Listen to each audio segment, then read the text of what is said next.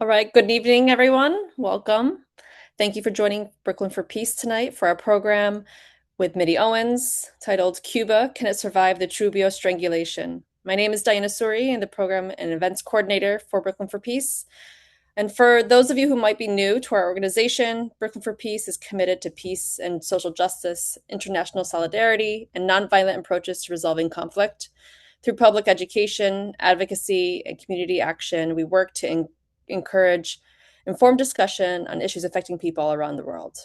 Tonight, we're pleased to welcome Mitty Owens, whose perspective on Cuba comes from decades of direct experience. Mitty has spent much of his life traveling throughout the global south, including a period of living in Zimbabwe in 1990. He first visited Cuba in the mid 1990s with Global Exchange. Later, he brought his daughter there twice during the Obama years, and over the past 5 years, he's returned several times each year. Along the way, he's developed friendships and connections across the island, enjoys attending Cuba's celebrated annual jazz festival, and has helped support local artists and community initiatives. Mitty also brings more than 35 years of experience in community development, philanthropy, government, higher education, and social justice work. His career has included leadership and service with the Ford Foundation, New York City government, racial and economic justice organizations, New York University, and the New School. Tonight, Mitty will share photos, observations, and reflections from his many visits to Cuba as we explore the challenges facing the island today, the impact of intensifying U.S. sanctions, and the resilience that has allowed Cuba to endure decades of external pressure.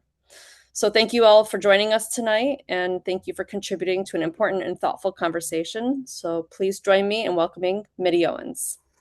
Greetings. Good to have you with us. Thank you for joining this presentation on Cuba. Let me jump right into it because Cuba needs us and we need Cuba. So there's a lot to cover. I will be moving pretty quickly. Know that this presentation will be made available to you afterwards. So if you miss anything, you can certainly watch it for the details. I'll be trying to give you a good flavor of the place, reviewing some highlights of the revolution, talk a little bit about US policy and why it's so vitriolic, pose some unique insights, and then talk a little bit about today's crisis and my projections about Cuba making it through that. So I need to start by first acknowledging, of course, how Cuba is presented in the mainstream media. And that is critical because this is what influences most Americans in terms of our views. And of course, we see the garbage, we see the blackouts, protests and repression. Now, is there some semblance of truth here? Of course there is. But is that the full story? No.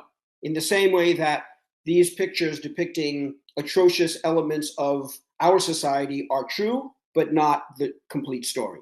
So let me share with you my experience from nearly three decades, from over 3 decades and nearly 20 trips to the island, where I've been among the people, living with folks, and really trying to experience life outside of just tourism.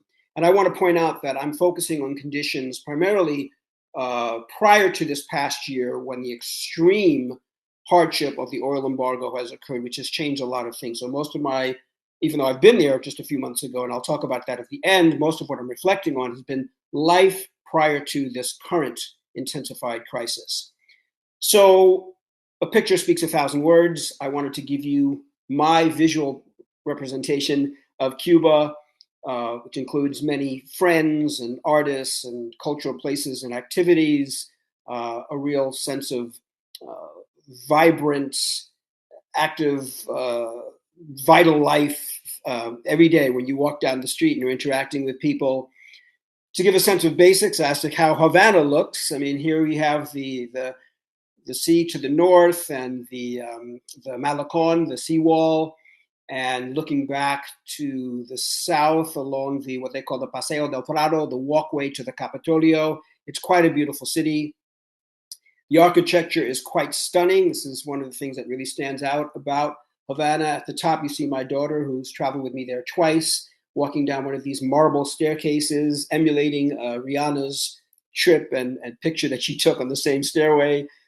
In these incredible mansions, there was phenomenal wealth in Havana, in particular, deriving from the history of slavery and sugar and rum, and more recently from those industries under different the labor conditions, which we'll talk about in a bit. You see the Capitol, the Capitolio in the center there, looking very familiar to us because the prior dictator Batista wanted to replicate it, but of course it's built a couple of meters taller than ours. And it was indeed called in the 50s the Little Paris of the Caribbean for this opulence, these architectural wonders. You see some of the interior here. You see also the vintage cars for which Cuba is so famous. There are many rooftop restaurants which are very nice. The food is quite pleasant. And one of my favorite places is this monument to barbers, only in Cuba. It's a monument built out of many, many small scissors donated from around the world. But this particular commitment to and honoring of barbers, because Cubans certainly like their coif. Looking good and good hygiene is very important. So not only is this just a monument, but it's a marker that at the start of a street, which is dedicated to barbering and arts. So there are restaurants, cafes, art galleries, all integrating the theme of barbering. Street scenes, just to give you a sense of the level of activity, how things look away from just the tourist areas. This is El Centro. There's lots of market activity happening. And you'll notice that people are dressed pretty simply. There's not a lot of bling bling, but people are looking pretty healthy. And we'll come back to that. That's very important. Kids' activities on the Prado that I mentioned before, roller skating and other activities here with tango and other dance lessons that are given on the Prado. Puppy giveaway on the Prado. Cubans also love their dogs. Pop-up concerts, athletic activities. This is just walking around Havana, which I just love to do. Nothing planned, just looking at people smiling, taking pictures. Playgrounds. On the far right is a wonderful performance I came across, a circus with all sorts of music and dance and sensuality, and it cost me all of like 30 cents to go in. So here's my verbal, summary of my experience in Havana in particular and in Cuba overall. These are the words that come to mind for me, very different than those opening words. It's a place of, again, great energy, great vitality. People are wonderful to interact with. So, you see on the left, tourist dream. I mean, really, other than the garbage piles, which there's a great problem with in terms of the oil, in terms of being able to do regular garbage runs. There is such a incredible experience for people in Cuba. So everyone I know who I've brought has really loved the experience, and this is the takeaways that we have. So let me describe also how this is not just the experience within Havana. Other cities in Cuba are also very dynamic. They're smaller. In many cases, they're usually cleaner, and the housing stock is better because it's newer. Havana has the oldest. My daughter is standing there in Matanzas in front of this lovely puppet theater that unfortunately I've never been able to visit on the weekends when they do their shows, but we were able to walk in and see their great puppets, and the place is just pristine. As a matter of fact, the arts has been used as the central means for revitalizing Matanzas. That's the river walk, and most of the shops along there are either art galleries or restaurants or cafes that have integrated the arts as a core theme. There's a beautiful mural by Manuel Mendive, one of Cuba's leading artists. So this is in Matanzas. And there's a beautiful area, very different, very lush, going northwest in Pinar del Rio. These little mountains are called Mogotes, and it's very common that you do a horseback ride. So I did that and paid for an hour and a half, and about 2.5 hours into it, when my guide was still plotting, walking along very calmly, chatting about culture and politics, not worrying about the time or the wage. It was very much a Cuban experience. Well, one of the great challenges of traveling around different parts of Cuba, especially now, is transportation. So I did have my struggles there, but it was quite a fun experience as I talked with the drivers about how they managed to make these 1947 and 1953 Chevys run. So yeah, speaking of looking under the hood, let's use that as a segue to talk about the Cuban Revolution, some of the key elements. And I want to start with areas that people are more familiar with. So the incredible healthcare, and that doesn't just happen from magic, despite the fact that it is not a profit-driven system at all, because the notorious 20, 30, $40 a month salaries are apply even to doctors, so it's certainly not driven by that. And yet Cuba has, as you see in this chart, the highest rate by far of doctors per capita. It is 100 per thousand, which means it's one per every 100 people a doctor is available. That, as you see, is way beyond even the closest runner-ups, Switzerland and Germany. So Cuba has invested a great deal into medicine and into science, with remarkable results around COVID, investing also in education at double the rate that we invest. So it's not surprising that the outcomes are so incredible, where virtually everyone is literate, and schools and teachers are revered, and school children walk around with their little uniforms, being very happy and engaging with you. Theaters, very vibrant. The jazz festival I've been to, I've attended twice in the last 3 years. Arts and culture in many ways, the la rumba and son, the famous musical styles of Cuba, the bata drums there that are tied deeply to the African spirituality, and so much of it is. That's why I put spirituality here, because that undergirds much of Cuban life. And you see people almost wherever you turn, in Havana at least, you see people dressed in white who are going through initiation, and often walking into people's homes and businesses, you see these little altars that combine the synchronicity of the Catholic saints, just like in Brazil, with the Orisha traditions of Cuba, derived from Africa, derived from West Africa in particular. There is strong infrastructure. I want to emphasize this because a lot of people don't understand this. They think to the contrary, but Cuba has strong infrastructure of public transportation, public works projects. At least in Havana, there are food carts all over. The affordability of food is a challenge, increasingly so, but there is food available. And with the public works, I've been very impressed by traveling and maybe coming back just a few months later and seeing significant progress on major works or even completion. And the garbage pickup, when it can occur, certainly clears things out completely. So Cuba is actually rated in close to the top 1/3 in the Human Development Index of a few years ago, and that's really remarkable for a global South country. So again, I'm presenting a lot of things to try to counter a lot of the mythology about this completely broken society. And another area, which is a great surprise, is housing security. There are large apartment complexes, some of which look very run down from the outside, and I've been in some of them, and some of the apartments are quite nice, some not so nice, but they're often very solid. But in addition to those apartment complexes, there are also the many, many, many units that were created by the state expropriating the homes, these palatial homes of rich people, certainly in Havana, and turning those homes into different units.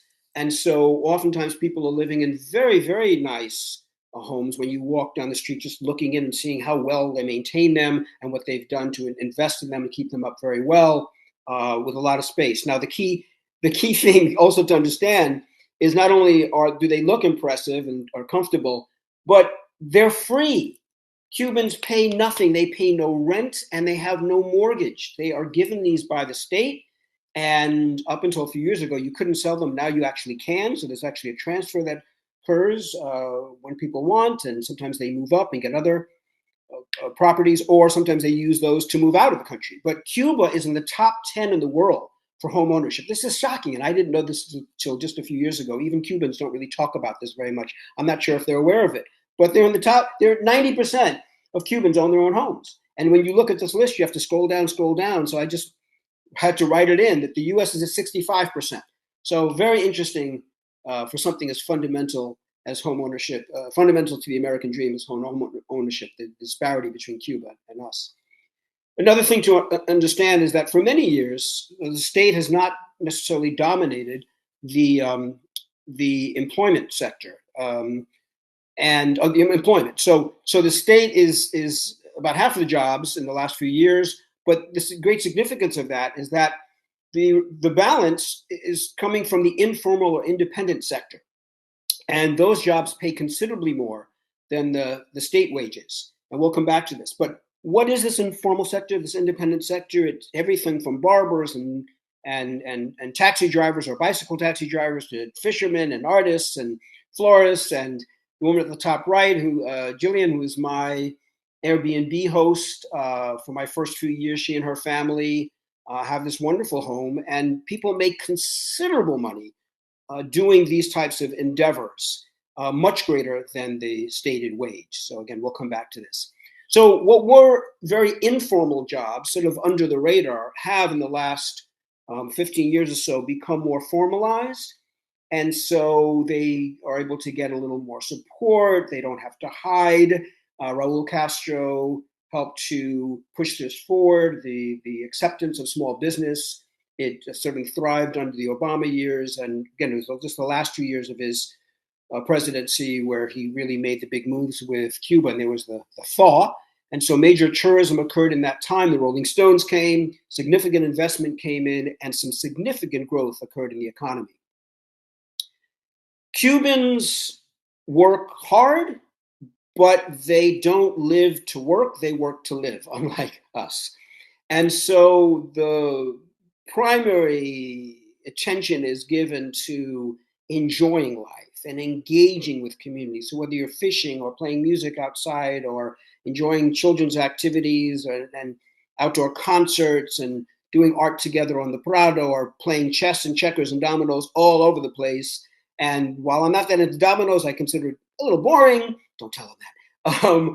I love the experience that I had. This was just in March with this family because it wasn't so much about the game. It was about the whole social interaction, all the fun and the food that came in and out during the process. So the social engagement is really critical in Cuba. And in terms of work, I've been so impressed by my interactions during my interactions with workers in Cuba. I find them just very positive, very helpful, very problem solving oriented and critical thinkers. And again, very helpful. The two ladies on the left helped me get my local SIM card a few years ago, and there were no SIM cards available. And they went to the side and they were whispering. I was thinking, oh boy, I'm gonna have to really pay for this. But they were able to give up one of their own SIM cards because they figured out how they can get another one, and they sold it to me for the exact same price, which is hardly anything. That they showed me the paperwork, and they were just really nice and really helpful. To the right, my best friend Mauricio visited one time, and here we're sitting with a waitress who was just so lovely and so helpful. And so people take their time, they engage with you. And one of the things I love is this is not just about tourists. I watch Cubans interact with each other. And one of the things that's so intriguing for me is that I rarely can tell who's the manager versus just the workers, because everyone seems to take such collective responsibility and care for what's occurring. And then, of course, there are good benefits for workers, even though pay is low and increasingly work is hard to come by, but there are good benefits. This quote is taken straight off the web. Cuba is known to be, except by some of the radical haters, one of the safest countries in the Caribbean and Latin America. No surprise, no guns, no drugs, no gangs. And this is particularly significant and shocking given its location. Remember, 90 miles south of Miami, right? This would be the place for all the drug running, but it's not, because the Cuban government has taken a hard line against drugs. And that makes it, again, one of the safest places to travel. Policing is quite intriguing for me. Police are not allowed by law to carry anything larger than a pistol. There are some special units, I barely ever see them, that have heavier artillery. And the police are very laid back. They interact with the people, as you see here, licking ice cream cones, smoking. And this is just in March, holding this woman's baby. I did watch someone get detained. That's on the right. And it was very interesting because I wondered what was going on. I wasn't even sure he was detained until I passed by and I saw the plastic cuffs in his back. But it was so calm. It was so respectful. He wasn't thrown to the ground. There was no knee in the back or on the neck. And I was so curious, given the contrast with our experience, that I actually asked one of the cops, I just said, I'm curious. And he immediately picked up and he says to me, porque aquí en Cuba no tenemos una economía. Here in Cuba, we don't have an economy. But tenemos salud mental. We have mental health. Drop the mic. So it explains a lot in terms of how they view criminal justice and detention versus not the slave catcher mentality of obedience and a respect for people. So that's what I saw. Yes, the most unintimidating police force I've ever seen, and I've been throughout Latin America and other places with the big guns, and this is a stark contrast. The revolution immediately put such a great emphasis on fighting misogyny and fighting racism. There's a lot to be said about this. I've written about it elsewhere, and we could talk about it maybe in the Q&A. Obviously, I say here, it's still a work in progress with less than 7 decades of true liberation. Those things don't just go away. Che Guevara in Building the Socialist Man talks about how the revolution can be declared, but it's not made just because of the declaration. It requires constant, diligent work and a commitment to undoing the prior mindsets. And so you see that work occurring. You see all the many concerted programs, but at the same time, it's a constant struggle in order to fight these things. But you see a society which really benefits from a sharing of power and respect between men and women, and certainly between the races. And when it comes to gay rights, talk about a shift. Cuba went from locking folks who were gay up for years after the revolution, thinking that it was a perversion brought on by capitalism, to having a vote a few years ago, which passed, as you see here, by almost 2/3 for a family code, which is the most progressive by far throughout the region, and one of the most progressives in the world, which includes as a centerpiece gay marriage. And this was advocated prominently by the leadership in government. That's the president there, who was not hiding behind other politicians and worrying about what the right-wing backlash would be. Here he's saying negating the existence of other types of families is an act of exclusion that puts us backwards. So the government had facilitated, and on all levels, this is not a government decree. This is not imposed by the Communist Party. This is a referendum, and the people debated it for some years, and as a result had very strong participation for a wonderful outcome. And how do they get such strong participation? Well, I mean, voting is not mandatory, but it is taken very seriously. And so if you don't vote, and they track who has voted, and they'll come knocking on your door to say, hey, we want to remind you. And some people don't like that, but that's the democratic process. That's what we do here in order to get people out. The National Assembly, as you saw on the last slide, is more than 50% women. It's very diverse. There's debate. Discussion at the most local level. The Communist Party does have the final say. So not everything here is being decided by direct democracy. Well, guess what? We're familiar with that between the Electoral College and other mechanisms that block direct decision making. But for me, I don't get caught up in just ideology or even the named systems. I like to look at the evidence of what governments have done. And when you look at Cuba and you see the dynamic, transformative work over the last 10 or 20 years, major decisions that have moved the country forward. And I think about the United States, and I think probably the only major piece of legislation that has been in a forward direction has been gay marriage for the last 40 years. Other than that, we've been moving backwards with losing reproductive freedom, losing voting rights, in so many ways moving backwards. And yet we call this a democracy and a great model, partnered with our great model across the pond, which is still a monarchy. Okay, you say, well, that's just titular. They're not really running things. Well, half of their parliament is what? The House of Lords, who are seated by virtue of being nobility, basically white men entitled to these seats for life.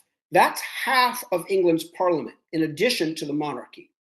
So then the House of Commons is relied on to do all the work, but these folks still exist. And yet we're pointing the fingers at Cuba for not being democratic. And then there's us, with the influence of money that makes the majority of our legislators millionaires and has just now unlimited money in politics, such that do we really feel represented by these folks? The last thing I want to highlight about the Cuban Revolution is the global solidarity. The country is known and so revered throughout the world for the commitment it's made to other struggles. Within 10 or 15 years of the revolution's establishment, little Cuba, still getting on its own feet, was sending hundreds of thousands of folks over to Africa to fight in the liberation struggles and to educate people, more than just combatants, but to educate and to set up systems. And of course, in health, setting up public health systems, as well as addressing the emergency crisis like the Ebola crisis, which is now resurrected. And because Cuba is being stifled, it can't play the heroic role that it played before. But the world knows the sacrifice and the commitment it's made. And to the Black liberation movement here, we see Fidel sitting with Malcolm X, his famous visit to Harlem, Assata Shakur, who just passed recently in Cuba, who was able to be in exile there and live peacefully and revered there. There's a Martin Luther King Center there. There's plaques honoring, hold monuments to Malcolm and Martin. And then Cuba's solidarity with the Bolivarian Revolution and Chavez in Venezuela, and their commitment to Palestine has been stalwart. So they're known as solidarity activists throughout the world.